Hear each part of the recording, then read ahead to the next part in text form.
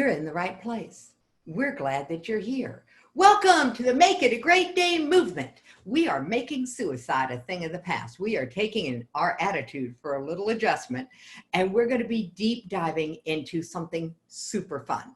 So yes, this is the Suicide Prevention Show, and all the things that could contribute to someone getting caught up in a negative echo chamber, some stinking thinking, all the different language that we use to a piss poor attitude. One of the things that can contribute to that, one of the 7 risk factors, the known risk indicators of suicide, is ongoing financial stress. Now, not all financial stress comes from jobs. Sometimes it comes from college, but that's not the only thing that can come into college. So we've got Dale Troy. She is the expert on how to avoid freshman shock syndrome and thrive. She calls it how to crush college stress. And we're going to bring her up right now. So Dale, good morning, Dale. Hi, nice to see you. It's nice to see you. I am super happy that you agreed, that you had time, you could be available. Oh, thank you. Well, this is definitely related to what I do, so it makes a whole lot of sense to me. In fact, did you know that suicide is the 2nd leading cause of death for college students? No. No. Yeah. No, and I'm almost afraid to ask what the first one is. I know. I was thinking about that myself. What is the first one? I have a feeling it might be related to alcohol. There we go. Yeah. Yeah. I mean, I get it.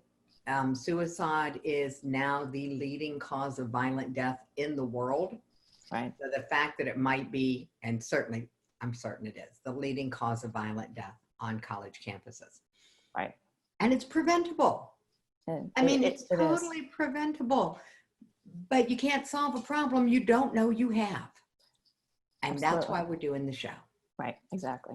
Matter of fact, that's probably the best thing that we could probably have ever said about why are we doing this? Because you can't solve a problem you don't know you have. Parents sending their kids off to college do not know that there is such a thing as college. Exactly. Stress. Yeah, actually, I think that even if they've heard of stories of kids not doing well in college or dropping out, which is pretty prevalent, they don't think it's going to happen to their child. Kind of have head in the sand syndrome. So I'm trying to get the message out that all kids need to prepare to go to college. It's not just the ones that seem at risk. Oh, well, we're on the same message there. Okay. Yeah. So what I say about suicide, you're saying about college prep. Yeah, we all need a little more information. We all need a little more education before we send our kids off anywhere. Exactly. So, I mean, I had heard about the freshman 15, that freshmen tend to gain 15 pounds, but there was never any discussion as to why. The joke was it was because they were studying so much. And then my first daughter went to college. It had nothing to do with studying. So what happens on campus sometimes gets shared with the parents. Parents, you don't want to know what I know. So Dale, what do they want to know? What do they need to know? Well, I think they need to know that it really starts at a younger age, that our culture is such right now that we're not giving our kids enough responsibility at a younger age. We're kind of hovering over, the helicopter syndrome and the snowplow syndrome. Have you heard of that one? Snowplow? Snowplow. Like snowflakes? No, what it means is a parent will plow the road ahead so they don't get tripped up because there's a fear of failure. And because of that, kids don't learn to be resilient. They think it's terrible to fail. They don't know how to handle it when they have a challenge. And there's so many challenges when you go to college. So they're starting off in a difficult situation. All right, so let's talk about reality. Reality is that if you want your children to succeed in life, you start when they're born. Sure. And we do that when they're born. I mean, we started, and this about drove me nuts because I was part of this whole movement. You put kids in walkers, these things with wheels. Yes. And then I realized later on that actually was not good for them to develop this sense of accomplishment by pulling them own selves up. You know, it was one thing to walk with a parent holding your hands before you could keep your balance, but it was another thing when we started giving them mobile assistance. That's true. So what if we quit trying to help them so much? What would that be? I think that would be a good idea. Actually, I'm wondering, you know, what I should be telling my kids who haven't had kids yet. You know, I really want Tell to them to practice on each other. Yeah. You know, what would happen in our marriages and our relationships if we stopped trying to help our partners and spouses without permission? Because we do that. Kids can't give us permission. They don't know the answer to the question is, would you like help with that? Because parents don't ask. That's true. Yeah. I mean, parents, and when they go to college, they have to start thinking of themselves more as support. You know, I'm there to let your kid know you're there, but not that you're going to solve their problems. Not that you're going to manage everything for them, because it's not possible when they're on college campus. If your kids are ready for college age, then just, I tell you what, I got an idea, Dale. Yeah. We're going to create the title of your course, and it's going to be Wherever You Are is the Right Time to Start. Oh, perfect. Yep. Yeah. It's never too late. And it's never too soon. Right. It's right. It's never too soon. That's true too. Yeah. It's the perfect time. Yeah. You know, exactly. So you've got kids, you don't have kids, it doesn't matter. Now is the perfect time to start this. All right. What's the first step that they need to start? Well, I guess acknowledging that they are not, their kids are independent, that they are separate from them, and they need to like view them as a separate entity. You're not living your life, you know, you're not living your life for your child. And I did it myself. I mean, you know, I cared a lot about where they ended up going to college and all that. But I now realize that, you know, they need to have the motivation within themselves. And we can't fix everything for them. We can't make it a perfect pathway. And they need. It's not a good idea to try, even right, if right. I mean, right, that's exactly. really the message underneath it all, Dale. It's not Yep. that we can't. It's that it's not a good idea to try. Absolutely, yeah. And because then they don't feel confident. They don't feel like they can do it, and then, you know, that lack of self-confidence can lead to, you know, bad choices. And yeah. So we know the consequences. Okay. We know the leading cause of death in college is alcohol, poor choices. That is a symptom of a lack of emotional resiliency and coping. We know the second leading cause of death in college is suicide. That's a huge, we call this the ultimate self-sabotage in my world. So we've got 1 and 2, both are totally preventable. And the first step to preventing them is to parent differently. To parent with an attitude. So Dale, what attitude do you want parents to have? That's an interesting question. I guess I would say have confidence that your child can do it. Oh, there you go. What would your life be like if you believed your kid could do it on their own? Right. Uh-oh. This is going to hit some parents right in the solar plexus. They don't need me. Yeah. That's a you problem. That's not your kid. Exactly. Okay. So we may have to have some remedial training for adults. They can come into the advocacy training program. If you need some help with this, they don't need me gut feeling. But you also address that. You know, the parental, oh, gut. Yeah. They don't need me anymore. Right. Well, you know, they really didn't need you once they started being able to feed themselves. Right. Well, and what I see with the college students now going to college, I mean, most of them do not feel prepared.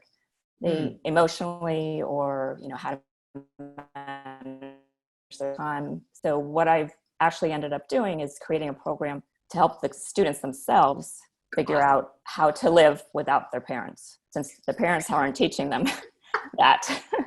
Ooh, how to live without your parents.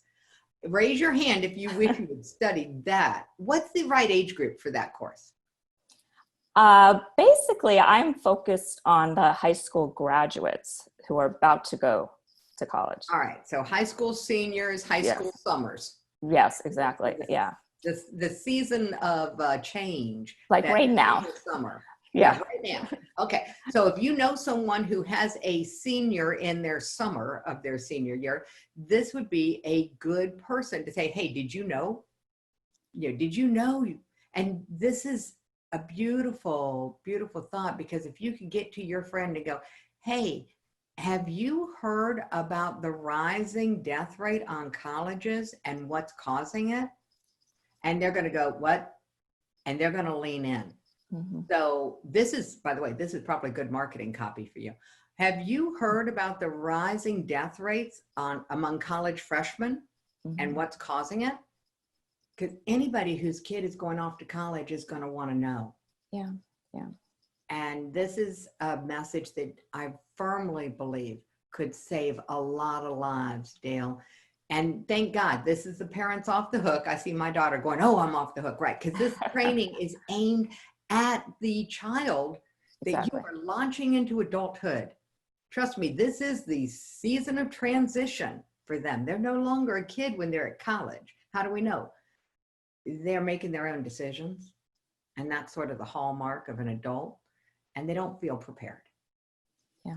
And even the colleges, once you turn 18, parents are not allowed to see their grades, and have any relationship with what's going on in the medical world. So they really cut it off at age 18, unless your child gives you permission to look at your information. Colleges are very clear on that. You might want to plan ahead with your kids so they understand that they are expected to give you permission. Right. Yeah. Before they get handed a form and they go, I'm not signing that. Yeah. Yeah, exactly. Oh, so, yeah. And there's the other huge problem is lack of communication, because I always suggest when I'm talking to a parent that they come up with a method of communication that their child is going to agree with ahead of time, whether it's every week or every couple weeks or every other day, just so that you're checking in. A pattern and a frequency and something that everybody agrees to. What a concept. Right. Because otherwise parents, honestly, they don't know what's going on. Their kids are generally not telling them. This is true. This is true. Their kids are generally not telling them. That was my experience as well. And what I did find out about, I didn't know what to do about, because I didn't have a Dale in my world that I could talk to about it. Right. So what's the best advice that you could give? We've got the parents in this room. Mm-hmm. So what's the best advice that you could give to a parent who's raising a kid, no matter what age? Mm-hmm. Let's give them some universal. What's a universal truth? I got one, but it might not be what you think of.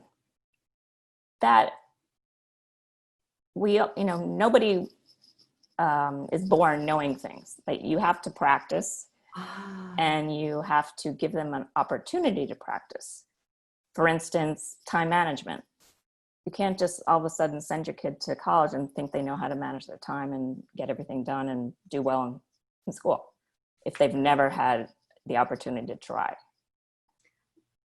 That's the one advantage of this period of time, or it's not the one, but it is one, right, is that everyone is having to engage with time management in a different way while we're now schooling at home, working from home.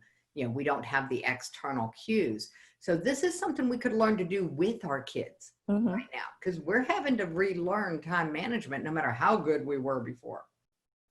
Exactly. Yeah. You could stop waking your kids up. You could stop reminding them that, that they have to be online for a class.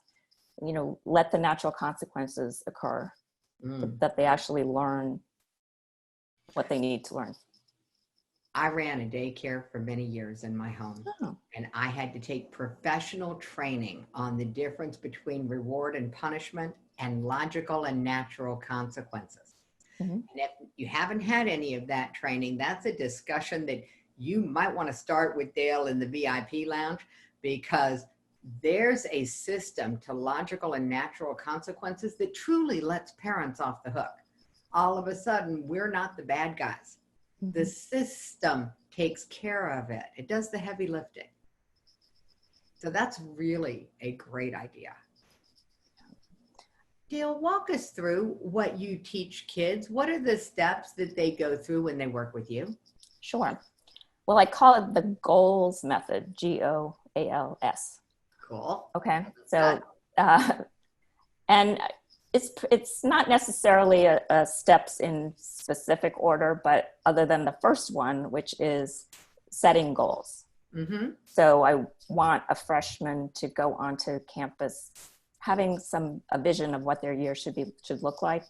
So they have goals in mind, that they're not just kind of free floating. And when you have goals, that actually helps you maintain resilience and, be more accountable to yourself. Just have really more of a focus on, why am I here? Not here just to party. I'm here to figure out what kind of future I want to have, what kind of friends I want to make, what professors I want to get to know. There could be a whole range of things that are related to goals. So that's always the first one. And then the second one is generally the time management piece, because as I said, most freshmen don't have a whole lot of experience with time management. Mm-hmm. And they think that all of a sudden they have so much time because they don't take as many classes as they did in high school.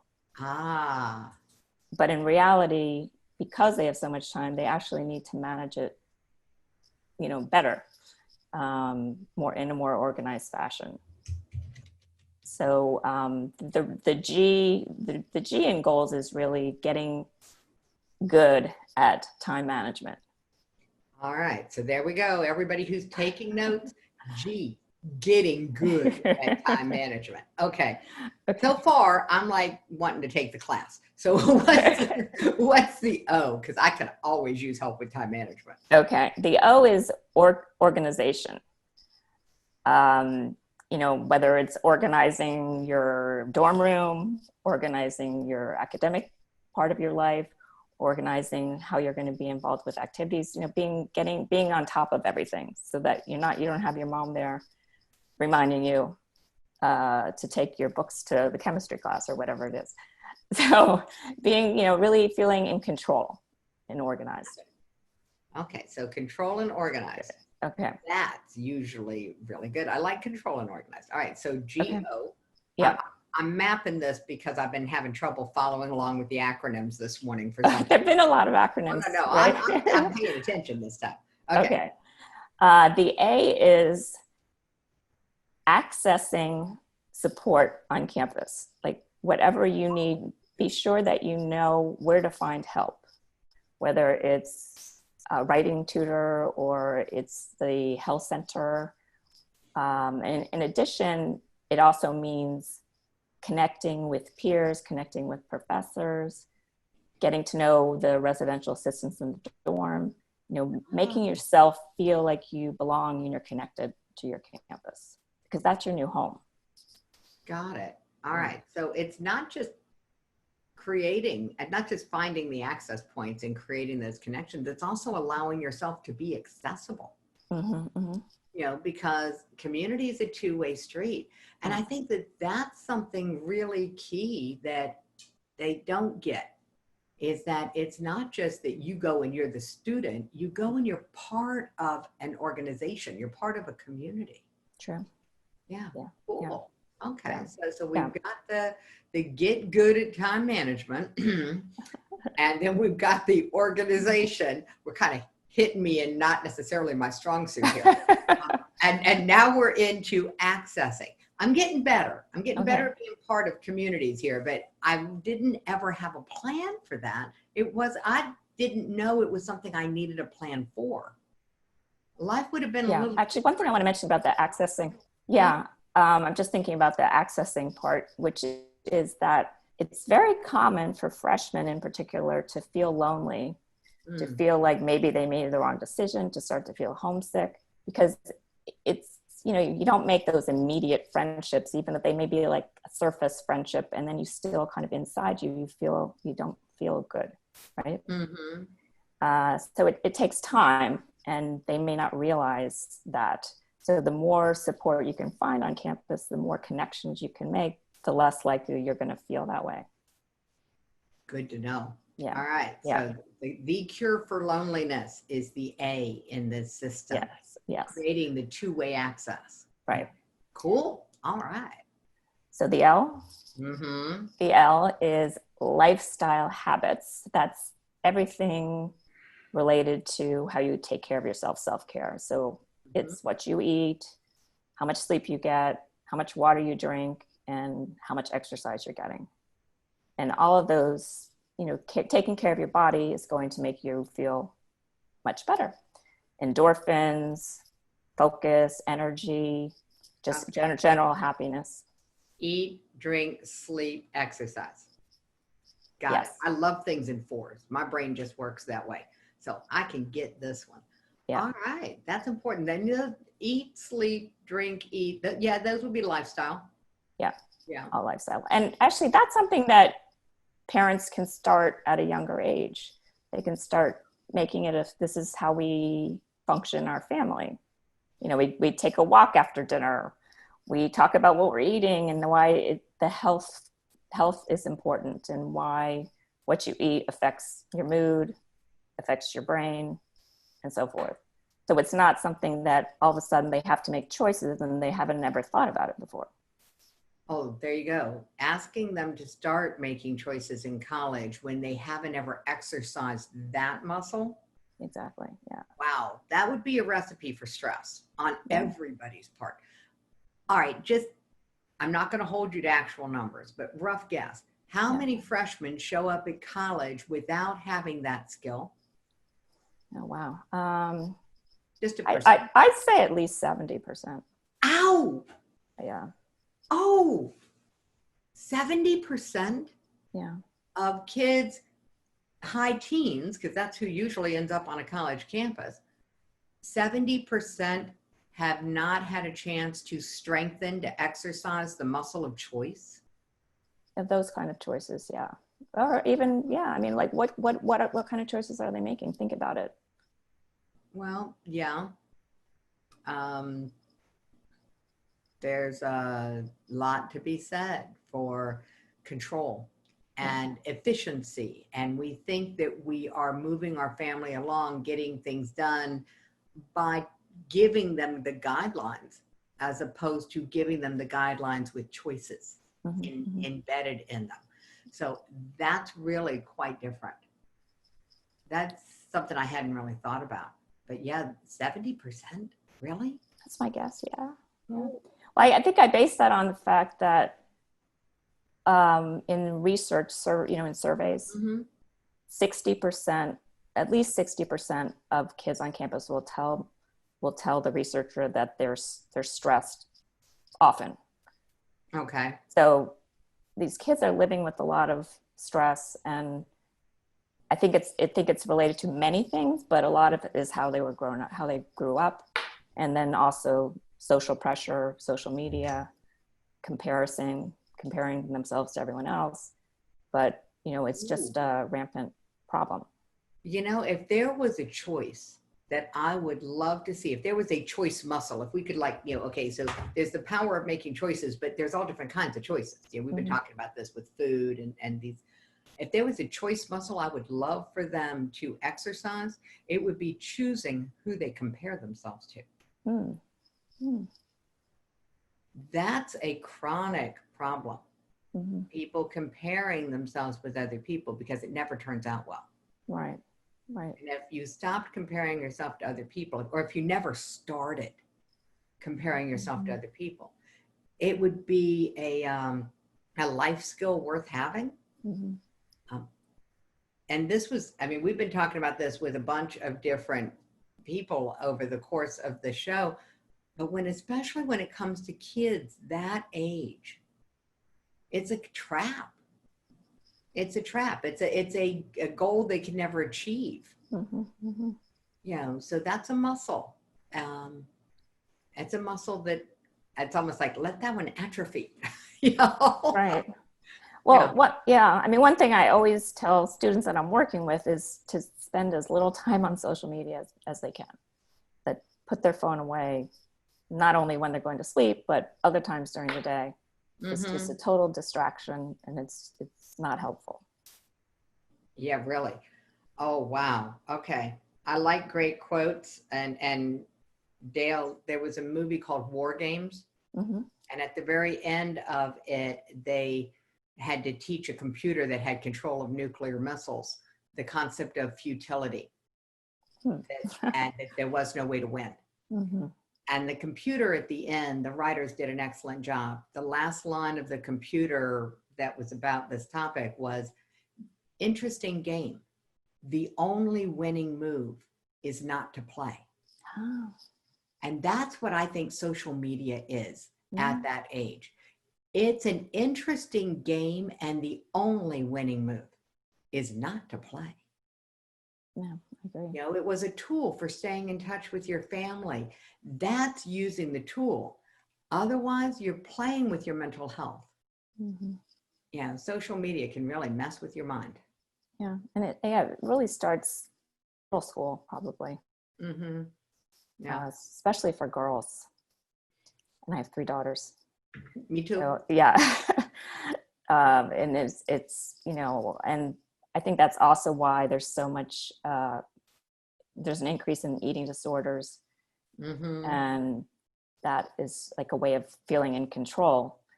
That's what I'm not an expert in that, but that's what I understand. Yeah. So I think it's related to social media as well.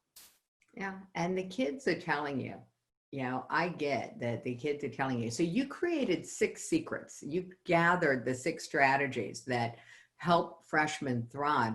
And I'm going to be honest with everybody on the show. This is not about college freshmen. This is that L, life skills.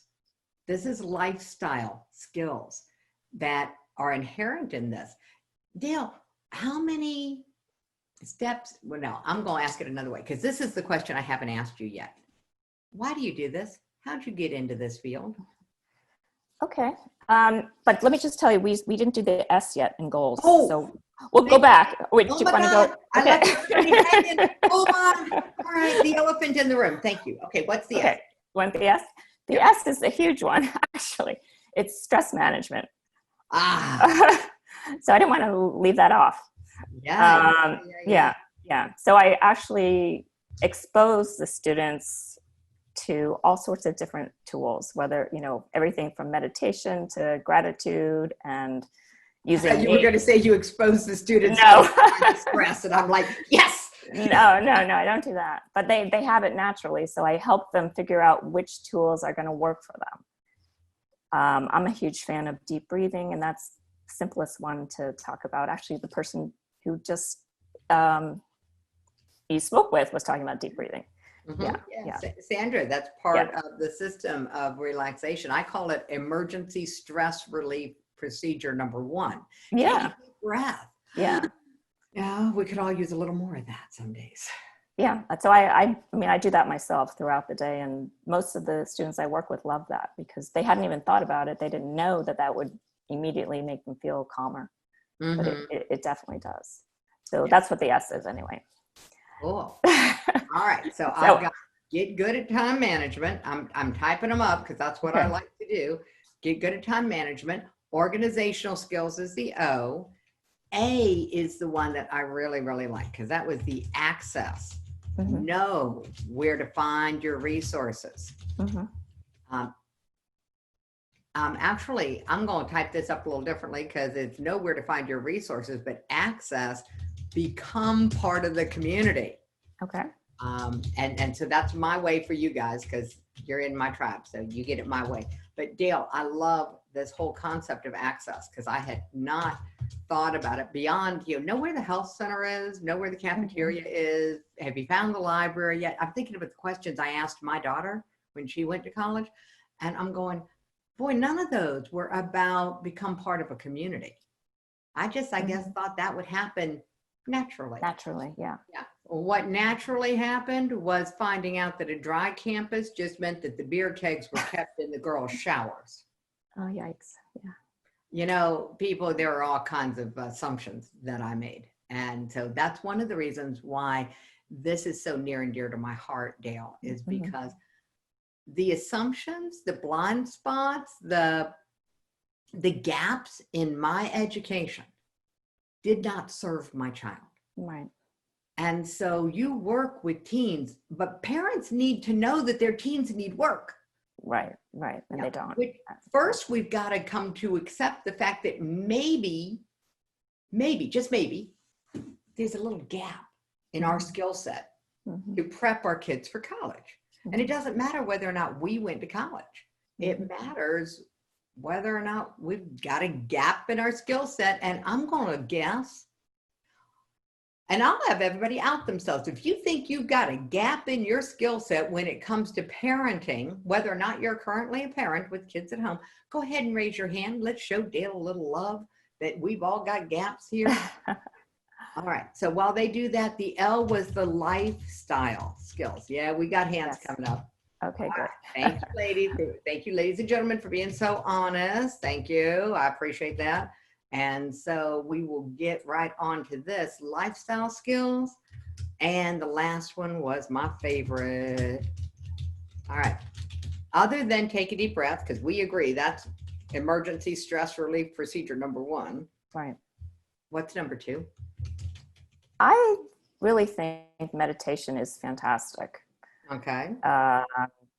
And it doesn't have to be sit quietly for half an hour and don't have anything going on in your mind. That's not what meditation is. But that's what some people think. I'm so happy to hear you say this, because that is not my style, to sit quietly and have nothing on my mind. Are you kidding me? That is not my natural state. So what is meditation? Okay, to me, meditation is really just kind of taking a break from doing. Ooh. So just being in the moment, being present. And if you have thoughts going through your head, that's okay. They're going to just come and go. And I think for me, I'm not like a lover of meditation, and that's not like my first thing that I want to do. But what I found for myself is I prefer the guided meditations. So I'm actually listening to someone speak, and I can choose how long it's going to be. It's going to be a 5 minutes, or is it going to be 10 minutes? And if I find, someone whose voice I like and the image that they're describing, I actually enjoy it. And I definitely feel more relaxed and calmer after doing it. It's just, because otherwise we're just constantly in movement or just doing. And, yeah. I'm usually not a human being. I'm a human being. Yeah. So and especially for kids on a college campus, I mean, there's so many responsibilities, so many expectations, and they're constantly going. So they need to know how to relax. And I think doing like a guided meditation is a simple way to relax, and it'll really kind of let your mind rest for 5 minutes. There we go. 5-minute breaks. I like it. All right. So why do you do what you do? Why do I do what I do? Okay. There's so many reasons.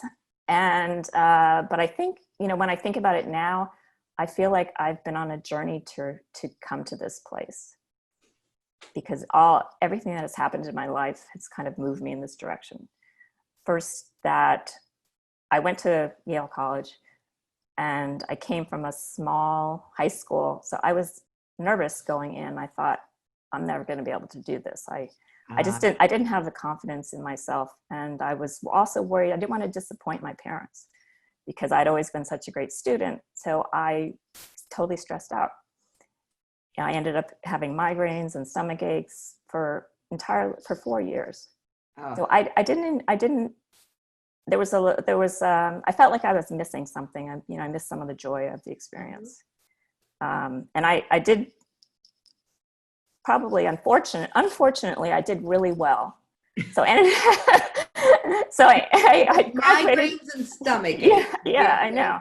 So get this. Okay. Yeah. So I just push myself. So I graduated summa cum laude, and I went to, and I went to Yale Law School, and I continued to not feel well. Oh, geez. Yeah. So that is kind of my background. I didn't enjoy being a lawyer. I ended up being a headhunter for lawyers for 10 years. And that essentially was coaching adults, Yeah. lawyers, how to get new jobs. And I just love the coaching aspect, interacting. So I had coaching as I felt like I was good at that. And I had, I just really enjoyed that. I'm sorry. All I can think of is, what do lawyers and college freshmen have in common that the coaching skills for one would translate to the other? And my mind just went to some funny places. Okay. Do you want to share? Well, the first one that came up is a lack of adulting. Okay. I mean, some of the most famous lawyers in history were known for their outbursts. Yeah. So lack of emotional control is all I can think of. Oh, that's funny. So yeah. that's not Yeah. fair to all the attorneys Yes. and all the lawyers in the world. I apologize in advance. But, it was just one of those funny moments. So what was the bridge? What was the bridge? Well, then, yeah. So after I have 3 daughters. After I had the second group, which was twins, I stayed home. I knew I couldn't continue working, but I wanted to do something that would, that I had some passion about. And it was always about health, because I had so many health issues and I always wanted to feel better. And the doctors could never find anything wrong with me. So I became a health coach. So there again, I was a coach, and it was related to health. Okay. And then, so what happened was, once my daughters are going to college, I'm helping them deal with their stress. And then, like, on a tangent, I have one daughter who has historically had, a lot of anxiety. Mm-hmm. And I was really worried about her. Like, how is she going to manage this? So I was paying a lot of attention and managed to get her through, but it was not easy. And, I saw it was not only her that was having, let me start over. She was not the only one having problems on college campuses. I saw, eating disorders, kids who had to take off a semester because they were like feeling so, depressed or anxious, all sorts of issues. And I saw that, I felt like, why is this happening? Why is this happening? I don't understand this. And then someone who knew about me asked me to help her daughter, who was at Boston College. And I actually loved working with her. I felt like she really appreciated everything I was telling her in terms of her lifestyle. That would made a huge difference in how she was feeling. And I thought, you know what, I'm good at coaching. Maybe I should be coaching this population, because they don't have anyone to go to. Unless they're having a crisis, the colleges don't really offer anything. Yeah. And I decided that I would just create something out of my background. So now I'm focusing on college students. This is huge. You hit 2 things. And one of them is like, let's just name the elephant in the room. If you're at crisis financially, if you're at crisis with your health, if you're at crisis emotionally, there's help, whether you're on college campus or not. There's help once you're identified as at crisis or at risk. Right. That's a small percentage of the population. For the rest of us, we don't even know we need help, which is part of the challenge for those of us that are in this field, whether it's college stress or whether it's suicide intensity stress, which is where I'm working. When people don't know, they're not aware that there's a problem. They're not looking for a solution. And so the biggest hurdle is raising this level of awareness. And so I'm going to challenge everyone watching this episode. Who can you connect Dale with? Who are the colleges? Who are the guidance counselors? Who are the people connecting with the teens of this age group that Dale needs to know? This has become my favorite question, Dale. who do you know that I should know? That's great. Yeah. Who do you know that I should know? So you all can go into this in your own minds, connect with Dale in the VIP lounge, give her some ideas. And Dale, if you've got people you want to meet, this is a great group to start asking for that. Okay. All of the people who are part of the very inspiring people community, are great resources and very resourceful. So, this is just, and speaking of resources, I need to give them yours. Okay. So you call this the 6 secrets to successful first year at college. I got another name for it. Yes. My name for it is the 6 secrets that you need to know for your life. That would also help teens. Yes. Yeah. It would also help college freshmen. But your target market is so beautifully defined. Mm-hmm. You want the senior summer. Mm-hmm. Yes. Yeah. Let's back it up and let's get the parents this gift so that they know that you are there. Mm-hmm. And so I'm generating some ideas here. Everybody just know that the goal of the Suicide Prevention Show is also the success mindset. What's the opposite of suicide? Success. Mm-hmm. Success in anything. Success in having a purpose. Success in having a mission. Success in having a voice that's heard in the world. And so, Dale, you came into this conversation so willing to be supported and so willing to support everyone around you. You're the only attorney I have ever met who absolutely gets that the best way to be an attorney is to prevent people from ever having a problem with the law. Mm-hmm. That's what I see in you. Yeah. I see that you've been on the preventative side for a really long time. I just want you to be able to help the people that you're called to help. And God bless you, because I will not go near a teenager. Oh, I'm the founder of the Teen Suicide Prevention Society. And the only reason that works is because I partner with people like you. Okay. Okay. As far as I'm concerned, you walk on water because you're willing to work with teens. Yeah, I love it. I can tell. Yeah. I can tell, Dale. Well, it's because when you see the changes that they make and how that affects their life, it makes a huge difference. They're really malleable. Yeah. And it happens so quickly. I mean, my program is only 5 weeks, and they make so many changes in such a short time. It's a summer shot. Yeah. It's a summer shot. I'm going to say that right now it's a summer shot because we're in summer. Right. Mm-hmm. Yeah. So we're going to just know that this is this one moment of opportunity before the kids start college. And if you're already in college, you'll still work with them, won't you? Oh, I've worked with many that are in college. Yeah. Because that, honestly, that's when the parents reach out to me because their child's having an issue. But that's normal, right? If there's a pain, you want to fix it, but I'm trying to prevent the pain. There's a pain, you want to fix it, and those of us focused on preventing the pain.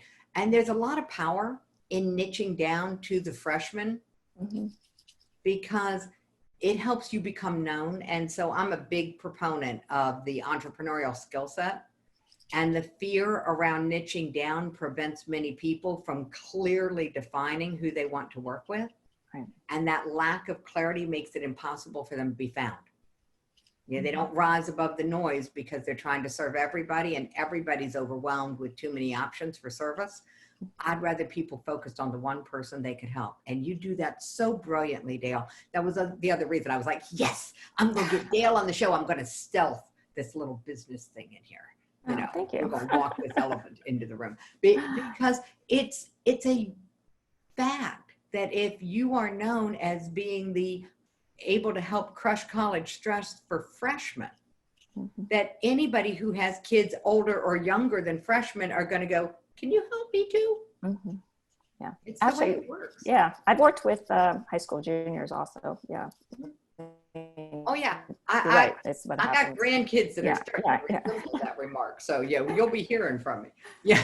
Okay. Actually, you'll be hearing from their parents because grandmas don't have as much control as we used to. What can we say? Right. So you wanted to know about my 6 secrets. So it's essentially everything that we've been talking about. It's like a great resource. I mean, there's a little bit, I mean, there's a little extra in there, Cool. but yeah, it's a great resource for this whole conversation. Yeah. I know. Yeah. I know, Dale. Thank you so much for bringing that to all of us and for bringing your wonderful energy and your mission to support a generation that is in really dealing with multiple epidemics right now. Mm-hmm. And so thank you. Thank you. I really appreciated being here. Thank you very much. Yeah, this is so much fun. All right, everybody, if you're listening to this on the recording, the link is going to be in the show notes, and it's crushcollege.org/6-secrets. So I want to make sure that I say it just in case you're listening to it on the podcast. You can't see the show notes.